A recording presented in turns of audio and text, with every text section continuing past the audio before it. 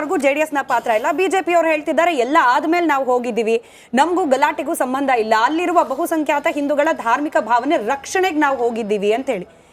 ಒಬ್ರು ರಕ್ಷಣೆ ಮಾಡೋ ಉದ್ದೇಶ, ಒಬ್ರದ್ದು ಪಾತ್ರನೇ ಇಲ್ಲ. ಆದ್ರೂ ಕೂಡ ಈ ಮಟ್ಟಿಗೆ ಗಲಾಟೆಗಳು, ಈ ಮಟ್ಟಿಗೆ ಅಲ್ಲಿ ಪೊಲೀಸರನ್ನ ನಿಯೋಜನೆ ಮಾಡಿ ಲಾಠಿ ಚಾರ್ಜ್ ಮಾಡಿಸೋದು, ಈ ರೀತಿ ಆಗಿರ್ಬೇಕು ಅಂತಂದ್ರೆ ಯಾರ್ದೋ ಕುಮ್ಮಕ್ಕು, ಯಾರ್ದೋ ಪ್ರಚೋದನೆ ಅಥವಾ ಯಾರೋ ಧಾರ್ಮಿಕ ಭಾವನೆಗಳಿಗೆ ಧಕ್ಕೆ ಮಾಡಿರ್ಲೇಬೇಕಲ್ವಾ ಅಂತ ಹೇಳಿ. ನಾಗರಾಜ್ ಅವರೇ. ಮೇಡಮ್, ಮೊದಲನೇದಾಗಿ ಈ ವಿಚಾರಕ್ಕೆ ಸಂಬಂಧಪಟ್ಟಂಗೆ ಯಾರು ಧ್ವಜವನ್ನು ಆರಿಸಿದ್ದಾರೆ ಅವರು ರಾಜಕೀಯ ಬೆಳೆಯನ್ನು ಬೇಯಿಸ್ಕೊಳ್ಳೋದಕ್ಕೆ ಅವರು ಇವತ್ತು ಸಮರ್ಥನೆ ಮಾಡ್ಕೊಳ್ತಾ ಇದ್ದಾರೆ. BJP ಅವರಾಗಿರ್ಬೋದು, JDS ಅವರಾಗಿರ್ಬೋದು. JDS ಅವರು ತನ್ನ ಮಕ್ಕಳ ರಾಜಕೀಯ ಅಸ್ತಿತ್ವವನ್ನು ಉಳಿಸ್ಕೊಳ್ಳೋದಕ್ಕೋಸ್ಕರ ಅವರು ನಿರಂತರವಾಗಿ ಪ್ರಯತ್ನ ಮಾಡ್ತಾ ಇದ್ದಾರೆ. ಹೀಗೆ ಮುಂದೆ ಬರ್ತಕ್ಕಂಥ ಚುನಾವಣೆಯಲ್ಲಿ ನಾವು ಯಾವ ರೀತಿ ಈ ಬಾವುಟಗಳನ್ನು ಸಂಘರ್ಷಕ್ಕಿಳಿಸಿ ಇಲ್ಲಿ ಧಾರ್ಮಿಕ ಸಂಘರ್ಷಗಳನ್ನು ಜೊತೆಗೆ ಏನು ಹಿಂದೂ ಮುಸ್ಲಿಮು ಅಥವಾ ಜಾತಿ ಧರ್ಮ ಸಂಘರ್ಷಗಳನ್ನು ಮಾಡೋದ್ರ ಮುಖಾಂತರವಾಗಿ ನಾವು ಯಾವ ರೀತಿಯಾಗಿ ರಾಜಕೀಯ ಬೆಳೆಯನ್ನು ಬೇಯಿಸ್ಕೋಬೇಕು ಅಂತ BJP ಅವರು ಒಂದು ರೀತಿಯಾಗಿ ತಂತ್ರ ಮಾಡ್ತಾ ಇದ್ದಾರೆ. ಈ ಎರಡೂ ವಿಚಾರಗಳನ್ನು ನಾನು ಆಲೋಚನೆ ಮಾಡಿ ಹೇಳೋದಾದರೆ, ಈ ದೇಶದಲ್ಲಿ ನಮ್ಮ ತ್ರಿವರ್ಣ ಧ್ವಜವನ್ನು ಆರಿಸೋದಕ್ಕೋಸ್ಕರ ಸಾವಿರಾರು ಜನ ಪ್ರಾಣಗಳನ್ನ ಅರ್ಪಣೆ ಮಾಡಿದ್ದಾರೆ. ಇದೇ ಮಂಡ್ಯ ಅಂತಂದರೆ ಅಲ್ಲಿ ಜಾತಿ ಧರ್ಮ ಎಲ್ಲವನ್ನ ಬಿಟ್ಟು 1937ರಲ್ಲಿ ತ್ರಿವರ್ಣ ಧ್ವಜವನ್ನು ಆರಿಸೋದಕ್ಕೋಸ್ಕರ ಬ್ರಿಟಿಷರ ಆಡಳಿತ ಇದ್ದಂಥ ಸಂದರ್ಭದಲ್ಲಿ ತ್ರಿವರ್ಣ ಧ್ವಜವನ್ನು ಆರಿಸೋದಕ್ಕೋಸ್ಕರ ಅಲ್ಲಿನ ಜನರು ಸುಮಾರು 100 ಜನ ಜೈಲುಗಳಿಗೆ ಹೋಗಿದ್ದಾರೆ. ಇಂಥ ಇತಿಹಾಸವೆಲ್ಲ ಇರ್ತಕ್ಕಂಥ ಮಂಡ್ಯದಲ್ಲಿ ಇವತ್ತು ನಮ್ಮ ರಾಜ್ಯದಲ್ಲಿ ಒಂದಷ್ಟು ಜನ ಇದ್ದಾರೆ. ಯಾರು? ನಮ್ಮ CT ರವಿ, ಆಮೇಲೆ ಭಟ್ರು, ಏನು ಭಟ್ರು ಸರ್ ಅವರು, ಮಂಗಳೂರು ಪ್ರಭಾಕರ್ ಭಟ್ರು, ಆಮೇಲೆ ಈ ಸಂತೋಷ್ MP ಆಗಿದ್ದಾರಲ್ಲ ಅವರು, ಅಲ್ಲಲ್ಲ ಸಂವಿಧಾನನ ನಾವು ಬದಲಾವಣೆ ಮಾಡೋದಕ್ಕೆ ಬಂದಿದ್ದೀವಿ ಅಂತ ಅನಂತಕುಮಾರ್ ಹೆಗಡೆ, ಈ 3-4 ಜನ ಇದ್ದಾರಲ್ಲ, ಇವ್ರದ್ದೇನು ಕೆಲಸ ಅಂತಂದ್ರೆ ಕರ್ನಾಟಕದಲ್ಲಿ ಬೆಂಕಿ ಹಚ್ಚೋದು ಯಾವ ರೀತಿ, ಅದರಿಂದ ನಾವು ರಾಜಕೀಯ ಬೆಳೆಯನ್ನು ಬೇಯಿಸ್ಕೊಳ್ಳೋದು ಯಾವ ರೀತಿ. CT ರವಿ ಅವರು ನಮ್ಮ ದೇಶದ ರಾಷ್ಟ್ರ ಧ್ವಜವನ್ನ ತಾಲಿಬಾನ್ ಧ್ವಜ ಅಂತ ಹೇಳಿ ಕರೆದಿದ್ದಾರೆ. ಇವರು ಯಾಕೆ ಕರೆದಿದ್ದಾರೆ ಅಂದ್ರೆ ಇದ್ರ ಹಿನ್ನೆಲೆನೂ ಇದೆ, ನಾನು ಹೇಳೋದಕ್ಕೆ ಇಷ್ಟಪಡ್ತೀನಿ ಈ ಸಂದರ್ಭದಲ್ಲಿ. ಇವರು ನಮ್ಮ ದೇಶದಲ್ಲಿ ಸ್ವತಂತ್ರಕ್ಕೋಸ್ಕರ ಹೋರಾಟ ಮಾಡಿದಂಥ ಗಾಂಧಿಯನ್ನ ಕೊಂದಂತ ಸಂತತಿಗಳಿಂದ ಇವರು ಪ್ರೇರಣೆ ಪಟ್ಕೊಂಡು ಬಂದಂತ ವ್ಯಕ್ತಿಗಳು ಇವರೆಲ್ಲರೂ ಕೂಡ.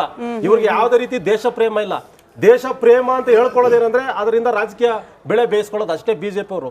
BJP ಮತ್ತೆ JDS ಇವತ್ತೇನು ಎರಡು ಒಂದಾಗಿದೆ. ಮಂಡ್ಯ ಜಿಲ್ಲೆನಲ್ಲಿ ನಾವು ಯಾವ ರೀತಿ ಇವತ್ತು ರಾಜಕೀಯ ಅಸ್ತಿತ್ವವನ್ನು ಉಳಿಸ್ಕೋಬೇಕು ಅನ್ನೋಂಥ ತಂತ್ರ ಅಷ್ಟೇ. ಇವ್ರಿಗೆ ಏನು ಹನುಮ ಧ್ವಜದ ಮೇಲೂ ಪ್ರೀತಿ ಇಲ್ಲ, ರಾಷ್ಟ್ರ ಧ್ವಜದ ಮೇಲೂ ಪ್ರೀತಿ ಇಲ್ಲ, ಇನ್ನೊಂದು ಧ್ವಜದ ಮೇಲೂ ಪ್ರೀತಿ ಇಲ್ಲ. ಇವ್ರಿಗೆ ಪ್ರೀತಿ ಇರೋದೇನಂತಂದ್ರೆ ಅಧಿಕಾರ. ಇವರಿಬ್ರು ಕ್ಲಾರಿಫಿಕೇಶನ್ ಕೊಟ್ಬಿಡ್ಲಿ. BJP JDS ರಾಜಕೀಯ ಉದ್ದೇಶ ಅಧಿಕಾರ ಉಳಿಸ್ಕೊಳ್ಬೇಕು, ಕುಮಾರಸ್ವಾಮಿ ಮಕ್ಕಳ ಭವಿಷ್ಯದ ಚಿಂತೆ, ಅದಕ್ಕೋಸ್ಕರ ಮಂಡ್ಯದಲ್ಲಿ ಏನೋ ಒಂದು ಮಾಡ್ಬಿಟ್ಟು ಅಧಿಕಾರ ವಾಪಸ್ ಪಡ್ಕೊಂಡ್ ಬಿಡ್ಬೇಕು ಅನ್ನೋ ಚಿಂತೆ. ಪ್ರದೀಪ್ ಅವರೇ. ಲಕ್ಷ್ಮಿ ಕಂಟಿನ್ಯೂ ಮಾಡ್ತೀನಿ. 26ಕ್ಕೆ ಧ್ವಜಸ್ತಂಭ ಇಳಿಸಿದ್ರಲ್ಲ, 27ಕ್ಕೆ EO ಅಲ್ಲಿ ತಾಲೂಕು ಕಾರ್ಯನಿರ್ವಹಣಾಧಿಕಾರಿ ವಿಸಿಟ್ ಮಾಡ್ತಾರೆ. ವಿಸಿಟ್ ಮಾಡಿ ಅವ್ರೇನು ಹೇಳ್ತಾರೆ, ಈ ಬೆಳಿಗ್ಗೆ 8 ಗಂಟೆಗೆ ಭೇಟಿ ಕೊಡ್ತಾರೆ. 28ನೇ ತಾರೀಕು ಬೆಳಿಗಿನ ಜಾವ 8 ಗಂಟೆಗೆ ಭೇಟಿ ಕೊಟ್ಟು ಇದನ್ನ ಇಳಿಸ್ಬೇಕು ಅಂತ ಹೇಳ್ತಾರೆ.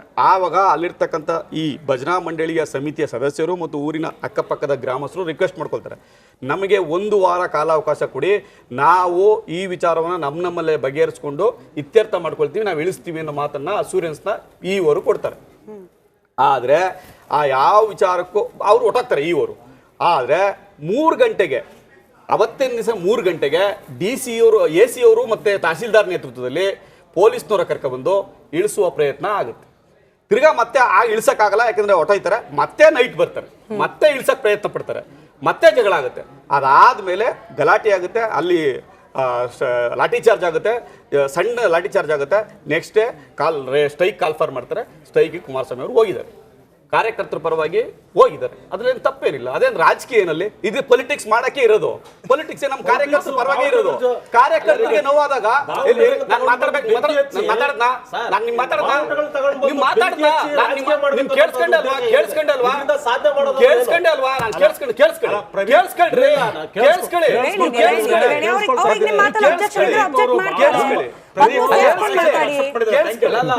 ಅಕ್ಸೆಪ್ಟ್ ಮಾಡ್ತಾ ಇದ್ದೀನಿ.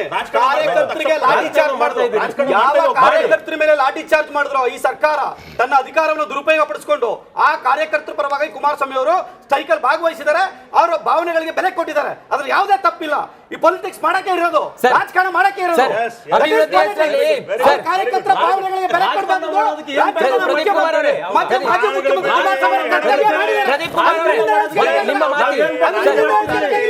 ನೀವು ರಾತ್ರೋರಾತ್ರಿ ಯಾರು MLA ಅವರು ಮಾತ್ಕೊಂಡು ಅಪ್ಲಿಕೇಶನ್ ಕೊಟ್ಟಿದ್ರಲ್ಲ ಪೊಲೀಸ್ ಸ್ಟೇಷನ್ಗೆ, ಹಂಗಲ್ಲ. ರಾಜಕಾರಣ ಮಾಡೋದಕ್ಕೆ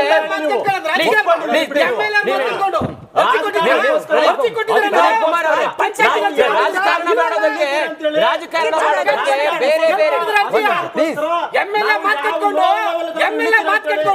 ಅಂಬೇಡ್ಕರ್ ಸಮಿತಿ ಅಪ್ಲಿಕೇಶನ್ ಕೊಟ್ಟಿದ್ದಾರೆ. ಅದು ರಾಜಕೀಯ. ಪ್ರದೀಪ್ ಕುಮಾರ್ ಅವರೇ, ರಾಜಕಾರಣ ಮಾಡೋದಕ್ಕೆ ಬೇರೆ ಬೇರೆ ವಿಚಾರ ಇದೆ. ಆಯ್ತು ಸರ್, ಸಮಾಧಾನ. ಪ್ರಶ್ನೆ ಕೇಳಿಸ್ಕೊಳ್ಳಿ. ಅಪ್ಲಿಕೇಶನ್ ಕೊಟ್ಟಿದ್ದಾರೆ. ಅದು ಕೇಳಿಸ್ಕೊಳ್ಳಿ ಪ್ರಶ್ನೆ. ಪ್ರದೀಪ್ ಕುಮಾರ್ ಅವರೇ, ರಾಜಕಾರಣ ಪೊಲಿಟಿಕ್ಸ್ ಸರ್ ಒಂದ್ ನಿಮಿಷ. ರಾಜಕಾರಣ ಬಿಜೆಪಿ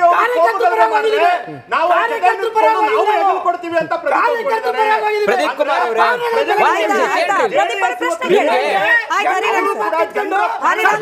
ಒಂದ್ ನಿಮಿಷ. ತಮ್ಮ ಪಕ್ಷದ ನಾಯಕರು ದಯವಿಟ್ಟು ಸರ್, ತಮ್ಮ ಪಕ್ಷದ ನಾಯಕರು ಪ್ರದೀಪ್ ಕುಮಾರ್ ಅವರೇ,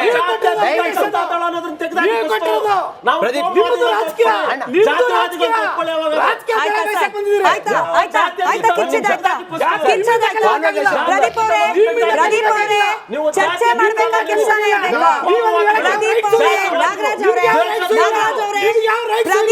ನಾಗರಾಜ್ ಅವರೇ ಕೇಳಿಸ್ಕೊಳ್ಳಿ. ನಾವಿಲ್ಲಿ ಚರ್ಚೆ ಮಾಡ್ತಿದೀವಿ. ಕಿರ್ಚ್ಲೇಬೇಕು ಅನ್ನೋಂಗಿದ್ರೆ ಕಾರ್ಯಕ್ರಮ ಕಟ್ ಮಾಡ್ತೀವಿ. ನೀವು ಕಿರ್ಚ್ಕೊಳ್ಳಿ. ನಿಮ್ ಕಿರ್ಚಿದಾದ್ಮೇಲೆ ಪ್ರಶ್ನೆ ಪ್ರದೀಪ್ ಕುಮಾರ್ ಅವರೇ, ತಮ್ಮ ಪಕ್ಷದ ನಿಮ್ಮ ಮಾತಿಗೆ ವಿರೋಧ ಮತ್ತೊಂದು ಚರ್ಚೆ ಇದು ಸರ್. ತಮ್ಮ ಪಕ್ಷದ ನಾಯಕರು ಈ ಸರ್ಕಾರದ ಮುಖ್ಯಮಂತ್ರಿ ಆಗಿದ್ದವರು, ಈ ಸರ್ಕಾರದ ಮುಖ್ಯಮಂತ್ರಿ ಆಗಿದ್ದವರು ನಿಮಗೆ ಪ್ರಶ್ನೆ ಕೇಳಿಸ್ಕೊಳ್ಳಿ. ಬರುತ್ತೆ ನಿಮ್ ಸರ್ದಿ ಬರುತ್ತೆ. ಪ್ರಶ್ನೆ ಕೇಳಿಸ್ಕೊಳ್ಳಿ. ಪ್ರದೀಪ್ ಅವರೇ, ಕಿಚ್ಚೋದ್ರಿಂದ ಪ್ರಯೋಜನ ಇಲ್ಲ. ನಾಗರಾಜ್ ಅವರೇ, ನಿಮ್ ಸರ್ದಿ ಬಂದಾಗ ಮಾತಾಡಿ. ಆಯ್ತು, ಕಿರ್ಚಿದ್ದಾಯ್ತು. ನಿಮ್ ಸರ್ದಿ ಬಂದಾಗ ಮಾತಾಡಿ. ಪ್ರದೀಪ್ ಅವರು ಅದಾದ್ಮೇಲೆ ಪ್ರಶ್ನೆ ಕೇಳಿಸ್ಕೊಳ್ಳಿ ಸರ್. ಪ್ರಶ್ನೆ ಕೇಳಿಸ್ಕೊಳ್ಳಿ.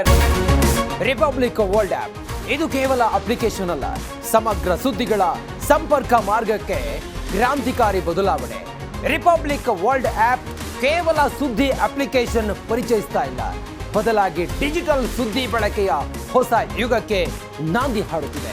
ಇದೊಂದು ಬ್ರೇಕಿಂಗ್ ನ್ಯೂಸ್, ಪ್ರಭಾವಶಾಲಿ ಕಾರ್ಯಕ್ರಮಗಳಿಗೆ ಗಟ್ಟಿಯಾದ ವೇದಿಕೆ. ಇಲ್ಲಿ ಕೇವಲ ತಾಜಾ ಸುದ್ದಿ, ಅದರ ನೇರ ಪ್ರಸಾರ ಮತ್ತು ಚರ್ಚೆಗಳಿಗೆ ಮಾತ್ರ ಅವಕಾಶ. ರಿಪಬ್ಲಿಕ್ ವರ್ಲ್ಡ್ ಆಪ್ ಡೌನ್ಲೋಡ್ ಮಾಡಿ. ಗೂಗಲ್ ಪ್ಲೇ ಸ್ಟೋರ್ ಮತ್ತು ಆಪಲ್ ಆಪ್ ಸ್ಟೋರ್ನಲ್ಲಿ ಲಭ್ಯ.